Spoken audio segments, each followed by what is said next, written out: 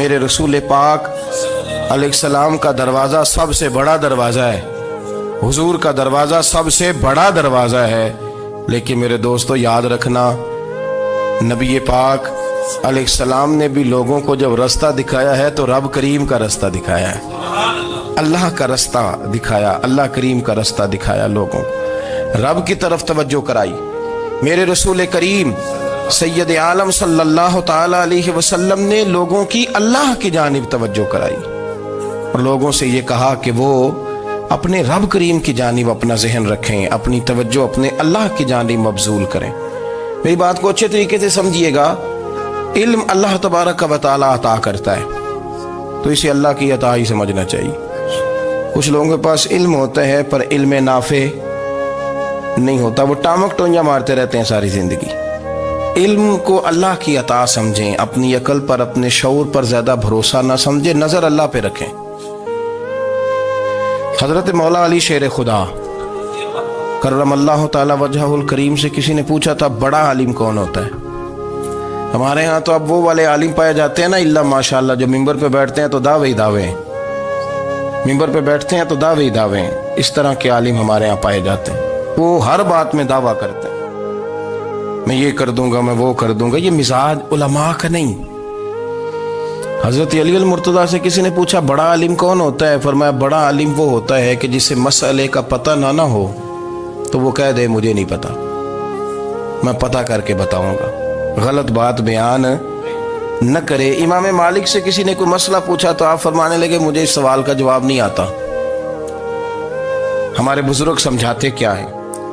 وہ کہنے لگا آپ اتنے بڑے امام ہیں تو اس سوال کا جواب نہیں آتا۔ فرمانے لگے اگر مجھے ہر سوال کا جواب آتا پھر تو میں خدا ہوتا، مجھے ہر سوال کا جواب نہیں آتا، مجھے تو اتنا آتا ہے جتنا میرے رب نے مجھے عطا کر دیا ہے۔ اپنی نظر اللہ پہ رکھیں، نکل آئیں اس معمے سے باہر کہ میں کوئی بلا ہوں، مجھے بڑا پتہ ہے، میرے پاس 6 ڈگریاں ہیں، مجھے 10 جگہ پہ تدریس کا شغف حاصل ہے، اس سے نکلیں باہر۔ قرآن مجید دیکھیے گا، اللہ تعالیٰ نے ارادہ قدرت فرمایا کہ میں حضرت آدم کو بناؤں گا، پھر بنانے کے بعد فرمایا فرشتوں سجدہ کرو آدم کو، سب نے سجدہ کیا الا ابلیس ابا واستکبر وکان من الکافرین، سب نے سجدہ کیا سوائے ابلیس کے، اس نے انکار بھی کیا، تکبر بھی کیا اور کافروں میں سے ہو گیا۔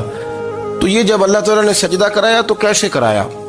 اللہ تبارک و تعالیٰ نے نا حضرت آدم کو علم سکھایا خود، وعلم آدم الاسماء کلہا، خود اللہ فرماتے ہیں کہ میں نے جناب آدم علیہ السلام کو تمام اشیاء کے نام سکھائے، سب اشیاء کے نام سکھائے۔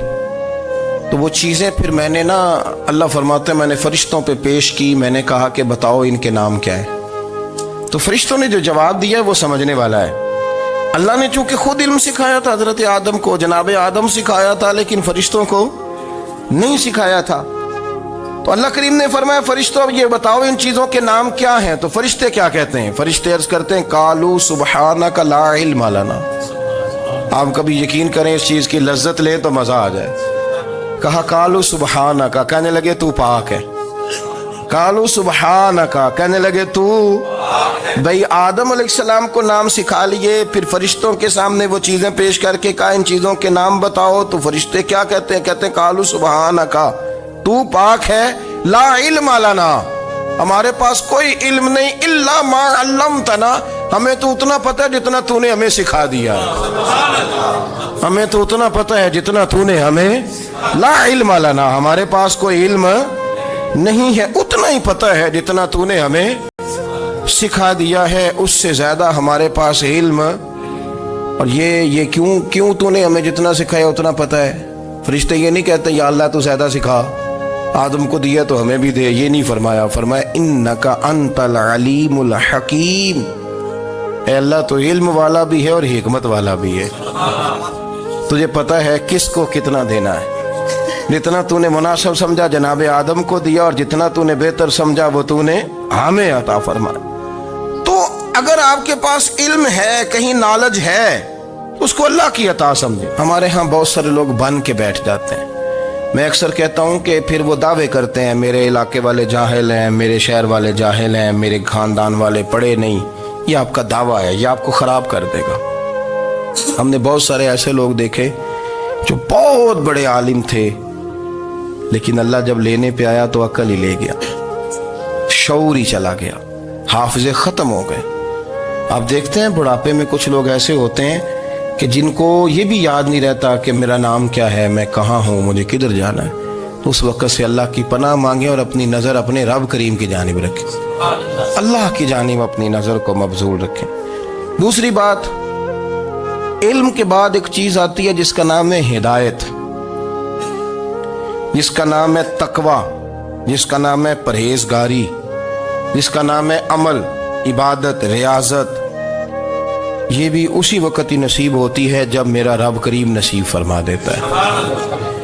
हमने ना नेकी का अपना अपना स्टेटस बना लिया है, अपना अपना मियार बना लिया है। कुछ लोग कहते हैं कि जनाब मस्जिद में सीमट का तोड़ा देने से बेहतर है किसी गरीब को आटे का थैला दे दो।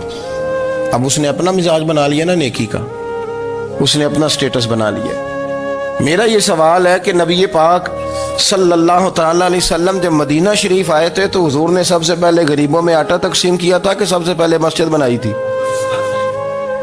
क्या अजीब लोगों का रंग है, अपनी मर्जी की हिदायत, अपनी मर्जी का तकवा, अपनी मर्जी का मियार। मस्जिद कोई बड़ा छोटा खतीब भी मेरी तरह का हो ना, तो वो मस्जिद में बैठ के जब नबी पाक की बात करता है तो कहता है मेरे रसूल पाक गरीबों का सहारा बन के आए। वो गरीबों की बात करता है, मिस्कीनों की, लाचारों की, कमजोरों की बात।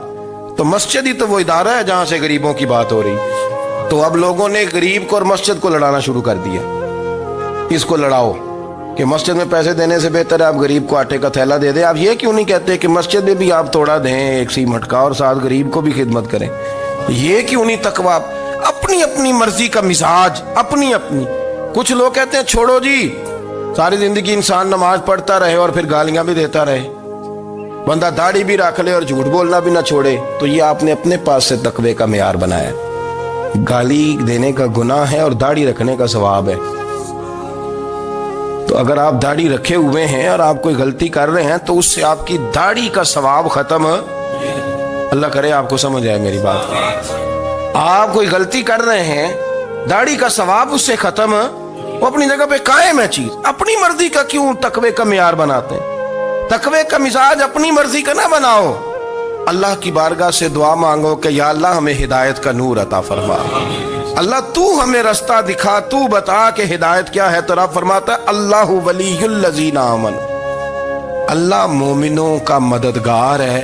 युखरिजुहुम मिनज़ ज़ुलुमाति इलन नूर, वो इन्हें अंधेरों से निकालता है और नूर की तरफ रोशनी आता फरमाता है। अंधेरों से नूर की तरफ अल्लाह लाता है। अल्लाह वली, अल्लाह मोमिनों का वली है, वो इन्हें अंधेरों से नूर की तरफ निकालता है। हिदायत हमेशा अल्लाह की तरफ से समझे।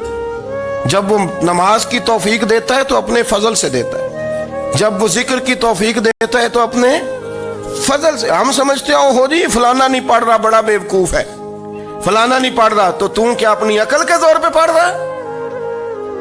मैं जी अल्लाह के फजल से 2 पारे पढ़ता हूं, तो किस पे एहसान करते तू 2 पारे पढ़ के रोया कर।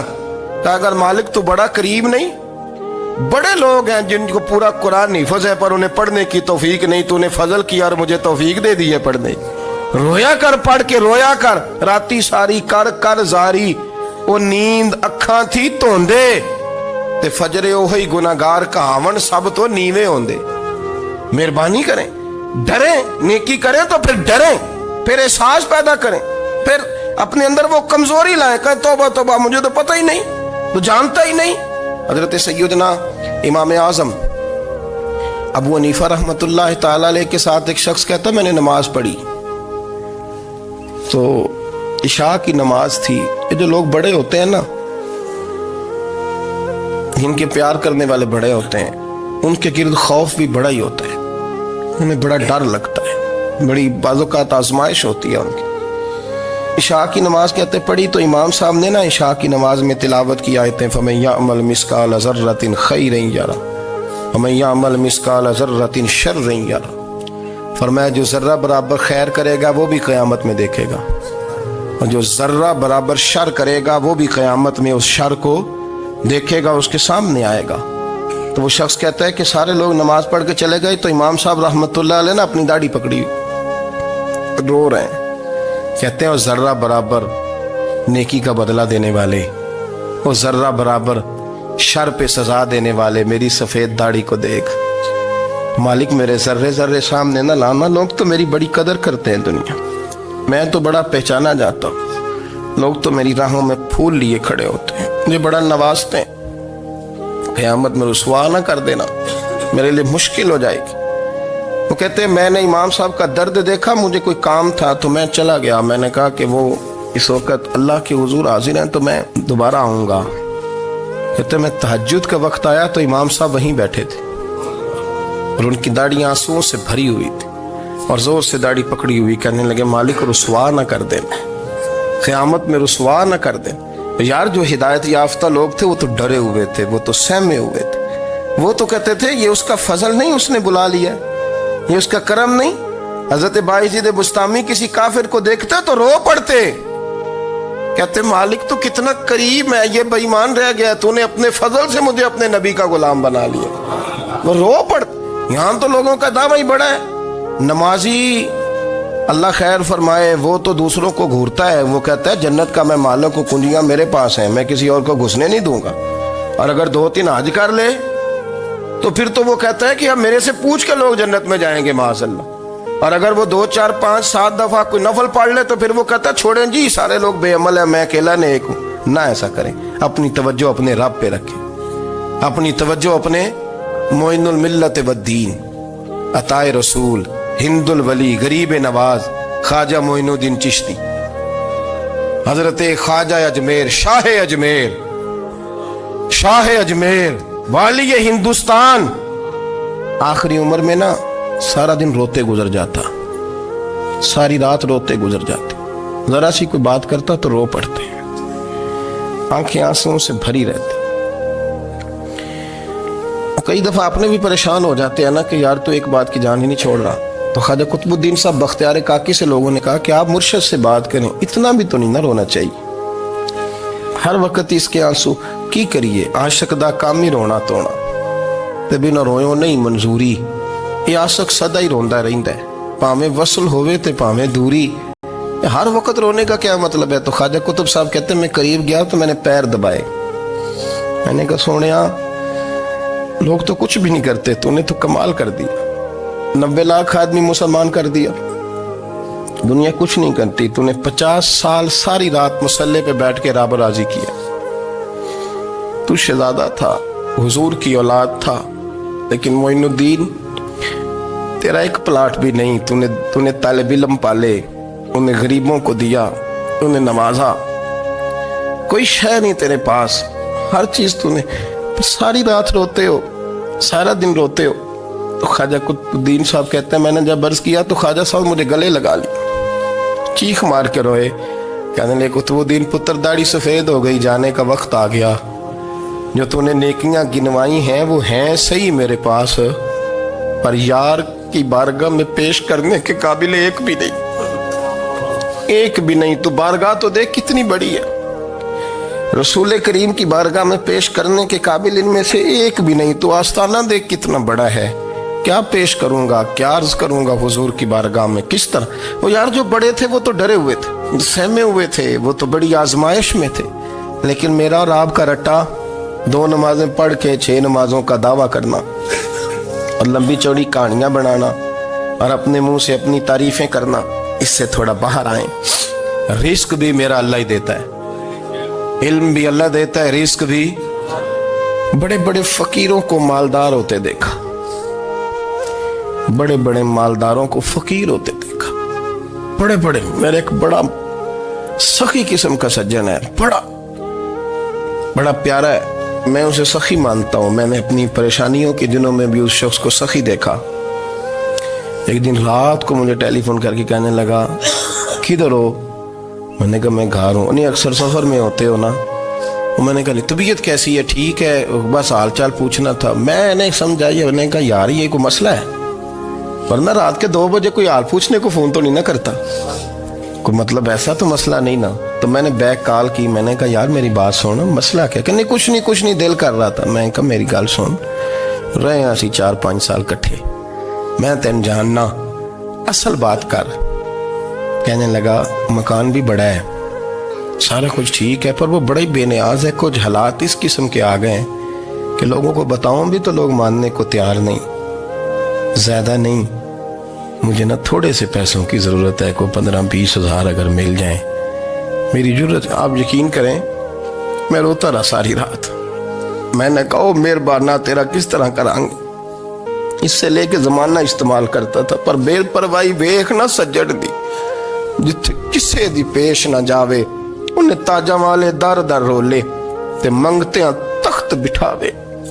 سجنا کسے نو کارا مل دئی, کوئی کعبے خالی آوے. واللہ خیر الرازقین, وہ کہتے تو دائیں بائیں نہ جا, رزق تو تجھے میں دوں گا, میں ہوں بہتر رزق دینے والا. بڑے بڑے بادشاہ, بڑے بڑے شہنشاہ, بڑے بڑے لوگ, ہاتھوں میں کاسے, فقیریاں. ام ربیہ کہا کرتی تھیں, بڑی نیک اور صالح خاتون تھیں. وہ کہتی ہیں کہ میں نا بڑے امیر آدمی کی بیوی تھی, اپنے شوہر کے ساتھ چھت پہ بیٹھی تھی تو نیچے فقیر مانگنے والا آیا. اس نے بڑے درد سے صدا کی تو میں نے اپنے شوہر سے کہا کچھ دے دے. کہا دفع کر, ان لوگوں نے دھندا بنایا ہوا ہے.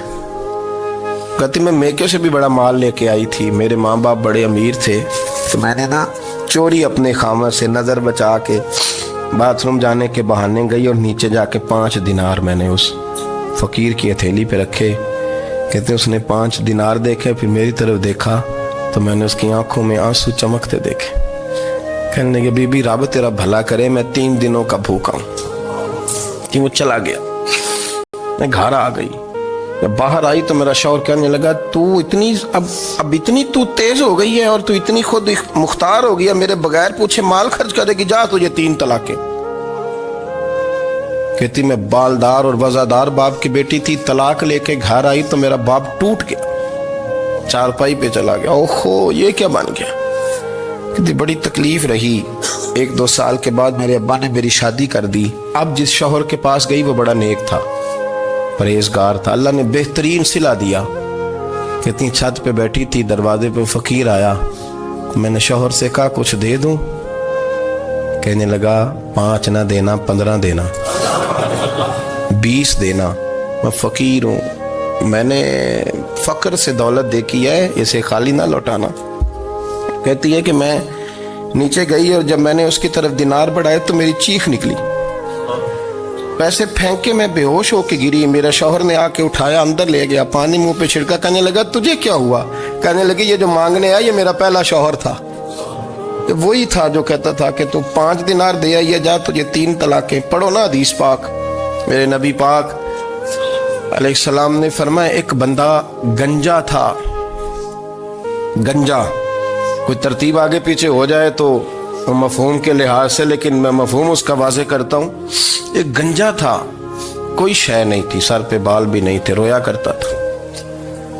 اللہ تعالیٰ نے فرشتے کو بھیجا, تجھے کیا چاہیے؟ تو کہنے لگا بال آ جائیں اور تھوڑا مال آ جائے. فرشتے نے ہاتھ پھیرا تو بال بھی آ گئے, تو بکریاں بھی آ گئیں, لائنیں لگ گئیں, مال ہی مال ہو گئے. دوسرے کے پاس گیا, وہ کوڑا تھا, اس کو جا کے کہا کیا چاہیے؟ کہنے لگا شفا ہو جائے اور کچھ اللہ تعالیٰ آسانی کر دے. شفا بھی ہو گئی, گائیں بھی دے دی, بھینسیں بھی دے دی, مال ہی مال ہو. پھر ایک کے پاس گیا, وہ اندھا تھا, تجھے کیا چاہیے؟ اس نے کہا آنکھیں مل جائیں اور کچھ ساتھ اللہ مال دے دے. اونٹ ہی اونٹ ہو گئے. جب بڑا نواز دیا تو پھر مالک نے امتحان لینے کا ارادہ کیا.